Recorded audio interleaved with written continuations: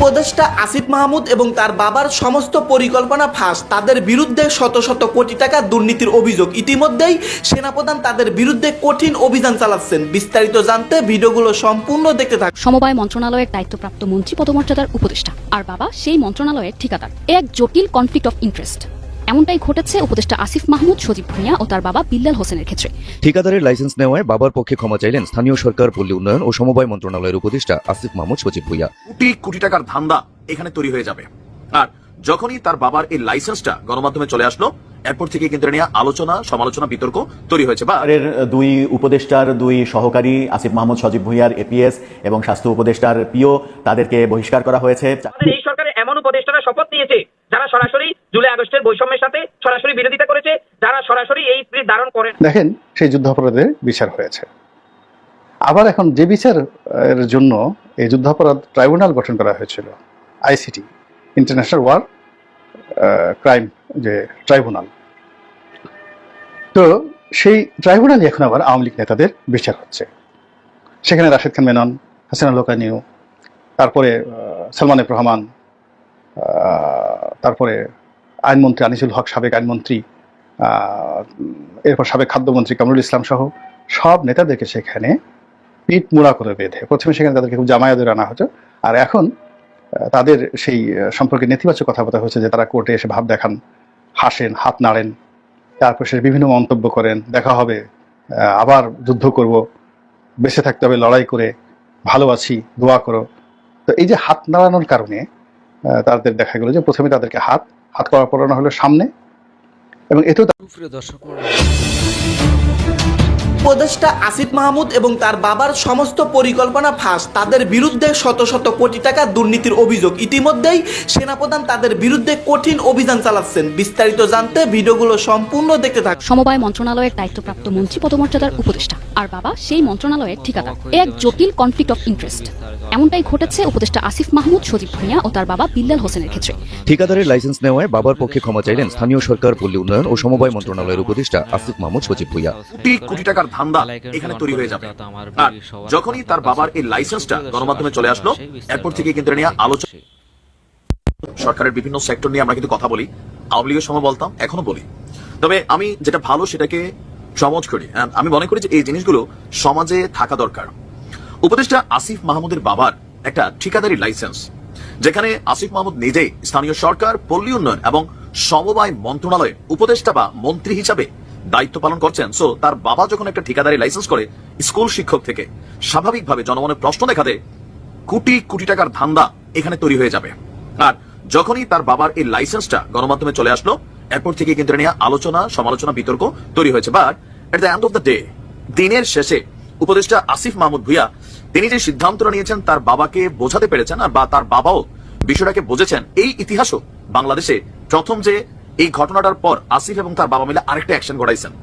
এই ঘটনা যদি আগামী দিনে আমাদের মন্ত্রীরা তাদের পরিবার, আত্মীয় স্বজনের নামে যে ধরনের বিভিন্ন লাইসেন্স বানাইয়া আপনার অস্থির করে ফেলে, তো সেই জায়গাটায় নতুন একটা দৃষ্টান্ত তৈরি করলো উপদেষ্টা আসিফ। আসিফের বাবার এই লাইসেন্স ইস্যুতে আজকে আসিফের একটা স্টেটাস এই মুহূর্তে খুবই ভাইরাল। প্রথমেই বলে রাখি, আসিফের বাবার ঠিকাদারি লাইসেন্সটা আসিফের বাবার আবেদনের প্রেক্ষিতে এটা বাতিল করা হয়েছে। কেন হঠাৎ করে বাতিল করা হলো, বা কেনই তিনি রাতারাতি সিদ্ধান্ত বদলালেন? স্থানীয় সরকার, পল্লী উন্নয়ন এবং সমবায় মন্ত্রণালয় সরকারের খুবই গুরুত্বপূর্ণ। এই যে আমাদের গ্রামে রাস্তাঘাট, খাল বিল, হাট বাজার, রাস্তা যা দেখতেছেন, এগুলো কিন্তু এই মন্ত্রণালয়গুলোর অধীনেই থাকে। ঠিকাদারি ব্যবসা যেটার উপর চলে সরকারি, এই লাইসেন্সটাই তার বাবা করছিল। তো যেহেতু এ নিয়ে আসিফ নিজেই এই মন্ত্রণালয়ের মন্ত্রী, সুতরাং তার বাবার কোনো লাইসেন্স থাকা মানে তিনি যেখানেই যাবেন কাজ পেয়ে যাবেন বাংলাদেশের সিস্টেমে, এটাই আমরা ভাবি। তো আসিফের বক্তব্য হচ্ছে তিনি এই বিষয়টা নিয়ে ক্ষমা প্রার্থনা করেছেন। দিল খুশ হয়ে গিয়া। এখানে ক্ষমার বিষয়টা মাফ চাওয়ার বিষয় না, সে যে বিষয়টা বুঝতে পারছে। তো তিনি বলছেন একটা পোস্টে যে তার বাবা বিষয়টা বুঝতে পারেননি। আসিফের বক্তব্য, প্রথমেই আমার বাবার ভুলের জন্য ক্ষমা প্রার্থনা করছি। আর গতকাল রাত 9টার দিকে একজন সাংবাদিক কল দিয়ে আমার বাবার নামে ইস্যুকৃত ঠিকাদারি লাইসেন্সের বিষয়ে জানতে চাইলে বাবার সাথে কথা বলে নিশ্চিত হলাম যে তিনি জেলা পর্যায়ের জেলা নির্বাহী ইঞ্জিনিয়ারের কার্যালয় থেকে ইস্যুকৃত একটি লাইসেন্স করেছেন। বিষয়টি উক্ত সাংবাদিককে নিশ্চিত করলাম। তিনি পোস্ট করলেন, নিউজও হলো, গণমাধ্যমে আলোচনা সমালোচনা হচ্ছে। আমার বাবা একজন স্কুল শিক্ষক, আকুবপুর ইয়াকুব আলী ভুঁইয়া পাবলিক উচ্চ বিদ্যালয়ের প্রধান শিক্ষক। স্থানীয় একজন ঠিকাদার কাজ পাওয়ার সুবিধার্থে বাবার পরিচয় ব্যবহার করার জন্য বাবাকে একটা লাইসেন্স করার পরামর্শ দেন। বাবাও তার কথায় জেলা নির্বাহী ইঞ্জিনিয়ারের কাছে একটি ঠিকাদারি লাইসেন্স করেন।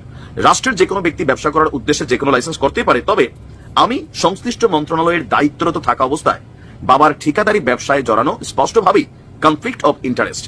বিষয়টি বোঝানোর পর আজ বাবার আবেদনের পরিপ্রেক্ষিতে লাইসেন্সটি বাতিল করা হয়েছে। বাবা হয়তো কনফ্লিক্ট অফ ইন্টারেস্টের বিষয়টি বুঝতে পারেননি, সেজন্য বাবার পক্ষ থেকে ক্ষমা প্রার্থনা করছি। মধ্যবর্তী সময়ে উক্ত লাইসেন্স ব্যবহার করে কোনো কাজের জন্য আবেদন করা হয়নি, মানে এই লাইসেন্সটা পাওয়ার পরে এটা নিয়ে কোনো রকম কাজ উত্তোলন করা হয়নি। তবে আমিও আমাদের বাবাদের বলবো, যারা উপদেষ্টাদের বাবারা আছেন, ধরেন আপনার সাধারণ জীবনযাপন মানুষের চোখে ছিল, এখন নানান মানুষ নানান ধরনের প্রলোভন ধান্দা এগুলো নিয়ে আপনাদের কাছে আসবে, বিপথে পরিচালিত করা ট্রাই করবে। আপনাদের বেটার হচ্ছে আপনাদের সন্তানরা, এখন একজন সন্তান বাবার থেকে বেশি বোঝেন, আবার কিছু কিছু ক্ষেত্রে হয়তো আমরা সন্তানরা বাবাদের থেকে একটু একটু বেশি বুঝি, কারণ বাবারা সহজ সরল থাকে। তো সামনের দিকে কোনো কাজ করার সময় সন্তানদের সাথে আলোচনা করবেন, আর যেন বিতর্ক না হয়। ঠিকাদারের লাইসেন্স নেওয়ায় বাবার পক্ষে ক্ষমা চাইলেন স্থানীয় সরকার, পল্লী উন্নয়ন ও সমবায় মন্ত্রণালয়ের উপদেষ্টা আসিফ মাহমুদ সজীব ভুঁইয়া। একই সঙ্গে বাবার সেই লাইসেন্স বাতিল করা হয়েছে বলেও জানান তিনি। বৃহস্পতিবার বেলা 11:30টার পর নিজের ফেসবুকে দেয়া পোস্টে বাবার ভুলের জন্য এই ক্ষমা চান তিনি। ফেসবুক পোস্টের শুরুতেই উপদেষ্টা আসিফ তার বাবার ভুলের জন্য ক্ষমা প্রার্থনা করেন। তারপর তিনি লিখেন, গতকাল রাত 9টার দিকে একজন সাংবাদিক কল দিয়ে আমার বাবার নামে ইস্যুকৃত ঠিকাদারি লাইসেন্সের বিষয়ে জানতে চাইলেন। বাবার সঙ্গে কথা বলে নিশ্চিত হলাম তিনি জেলা পর্যায়ের অর্থাৎ জেলা নির্বাহী ইঞ্জিনিয়ারের কার্যালয় থেকে ইস্যুকৃত একটি লাইসেন্স করেছেন। বিষয়টি উক্ত সাংবাদিককে নিশ্চিত করলাম। তিনি পোস্ট করলেন, নিউজও হলো গণমাধ্যমে, নানা আলোচনা সমালোচনা হচ্ছে, তাই ব্যাখ্যা দেওয়ার প্রয়োজন বোধ করলাম। বান্ডেল থাকলে প্রতি সেনমানিতে টাকা বাঁচবে। বিকাশ সেনমানি বান্ডেল কিনে জিতুন প্রতি লেনদেনে। তিনি পোস্টে আরো লিখেছেন, আমার বাবা একজন স্কুল শিক্ষক, আকুবপুর ইয়াকুব আলী ভুইয়া পাবলিক উচ্চ বিদ্যালয়ের প্রধান শিক্ষক। তিনি স্থানীয় একজন ঠিকাদার কাজ পাওয়ার সুবিধার্থে বাবার পরিচয় ব্যবহার করার জন্য বাবাকে লাইসেন্স করার পরামর্শ দেন। বাবাও তার কথায় জেলা নির্বাহী ইঞ্জিনিয়ার থেকে একটি ঠিকাদারি লাইসেন্স করেন। রাষ্ট্রের যে কোনো ব্যক্তি ব্যবসা করার উদ্দেশ্যে যে কোনো লাইসেন্স করতেই পারে, তবে আমি সংশ্লিষ্ট মন্ত্রণালয়ের দায়িত্বরত থাকা অবস্থায় বাবার ঠিকাদারি ব্যবসায় জড়ানো স্পষ্টভাবে কনফ্লিক্ট অফ ইন্টারেস্ট। বিষয়টি বোঝানোর পর আজ বাবার আবেদনের পরিপ্রেক্ষিতে লাইসেন্সটি বাতিল করা হয়েছে। বাবা হয়তো কনফ্লিক্ট অফ ইন্টারেস্টের বিষয়টি বুঝতে পারেননি, সেজন্য বাবার পক্ষ থেকে ক্ষমা প্রার্থনা করছি। উপদেষ্টা আসিফ এ সময় তার বাবার করা লাইসেন্সটি ব্যবহার করে কোনো কাজের আবেদন করা হয়নি বলেও নিশ্চিত করেন। এদিকে ফেসবুকে বাবার হয়ে ক্ষমা চাওয়ার বিষয়টিকে অনেকে ইতিবাচকভাবে দেখলেও কেউ কেউ সমালোচনায় বিদ্ধ করছেন উপদেষ্টা আসিফ। দর্শক, বাংলাদেশ সরকারের দুই উপদেষ্টার দুই সহকারী আসিফ মাহমুদ সজীব ভুঁইয়ার এপিএস এবং স্বাস্থ্য উপদেষ্টার পিও তাদেরকে বহিষ্কার করা হয়েছে, চাকরি থেকে সরিয়ে দেওয়া হয়েছে। সেই খবর পুরনো হয়ে গেছে, কিন্তু কি কারণে সরিয়ে দেওয়া হলো সেটা নিয়ে যখন ধোঁয়াশা ছিল, তখন গণমাধ্যম জানাচ্ছে শত শত কোটি টাকার মালিক হয়েছেন বিভিন্ন অনৈতিক কাজ করে, তেমনটাই বলছে দৈনিক কালের কণ্ঠ। আসিফ মাহমুদ সজীব ভুঁইয়ার সহকারী একান্ত সচিব মোয়াজ্জেম হোসেনের বিরুদ্ধে তদবির বাণিজ্য সহ নানা অভিযোগ উঠেছে। স্বাস্থ্য উপদেষ্টা নূরজাহান বেগমের ব্যক্তিগত কর্মকর্তা তুহিন ফারাবি এবং মাহমুদুল হাসানের বিরুদ্ধে অভিযোগ উঠেছে তদবির বাণিজ্য এবং ফ্যাসিবাদের দোসর চিকিৎসক, প্রকৌশলী সহ বিভিন্ন পর্যায়ের কর্মকর্তাদের অর্থের বিনিময়ে বিভিন্ন পুনর্বাসন কর্মকাণ্ড চালানোর জন্য। এই তিনজনের দুজনকে অব্যাহতি দেওয়া হয়েছে, ফারাবি এবং মোয়াজ্জেম। মাহমুদুল হাসান তিনি রাশিয়াতে রয়েছেন, রাশিয়াতে থেকে তিনি আর ফিরবেন কিনা, একজনের চিকিৎসার জন্য তিনি রাশিয়াতে রয়েছেন, সেই রাশিয়া থেকে তিনি আর ফিরবেন না বলেই মনে হচ্ছে, তেমন আভাসই গণমাধ্যম দিচ্ছে। কোথায় থেকে তারা এত টাকা মারলেন, কি তারা বলছেন, আসিফ মাহমুদ সজীব ভুঁইয়াই বা এরপরে কি করবেন? আমরা তার বাবার কেলেঙ্কারি নিয়েও খবর হতে দেখেছি। তার মন্ত্রণালয়ের অধীনে কন্ট্রাক্টর হিসেবে কাজ করার জন্য তিনি লাইসেন্স নিয়েছিলেন। পত্রিকায় খবর হওয়ার পরে আসিফ মাহমুদ সজীব ভুঁইয়ার হস্তক্ষেপে সেই লাইসেন্স বাতিল করার ঘটনাও আমরা দেখেছি। সেই রকম দুর্যোগের মধ্যে তিনি যখন চলছেন, তখন এই তিনজন দুই উপদেষ্টার তিন সহকারীর কর্মকাণ্ড নিয়ে এই ভিডিও। দর্শক থাকবেন আমাদের এই আলোচনায়, কারণ এই আলোচনাটা অনেক গভীরের থলের বিড়াল বের করে এনেছে।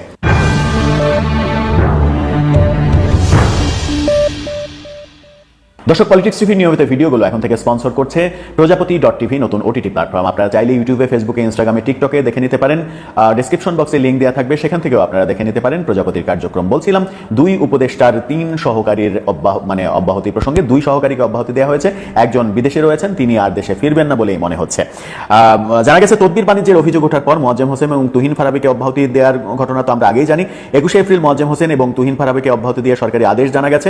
অন্যদিকে ডাক্তার মাহমুদুল হাসান বর্তমানে রাশিয়ায় অবস্থান করছেন, তিনি সেখান থেকে ফিরবেন কিনা সেটা নিয়েও সংশয় তৈরি হয়েছে। স্থানীয় সরকার উপদেষ্টা আসিফ মাহমুদ সজীব ভুঁইয়ার সাবেক এপিএস মোয়াজ্জেম হোসেন বৈষম্য বিরোধী আন্দোলনের নেতা ছিলেন, বেশ হ্যাডাম ছিল তার।